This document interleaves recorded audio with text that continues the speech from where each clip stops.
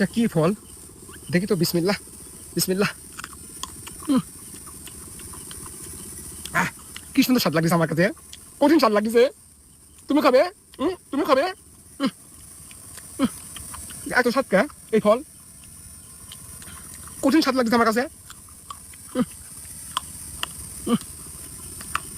সেই স্বাদ। যাও তুমি চলে যাও মাইনা, তোমার বাপ মা তোমার জন্য টেনশন করতেছে, তাড়াতাড়ি তুমি চলে যাও। সেই স্বাদ লাগছে এই ফল, তুমি খেতে পারবে না নি।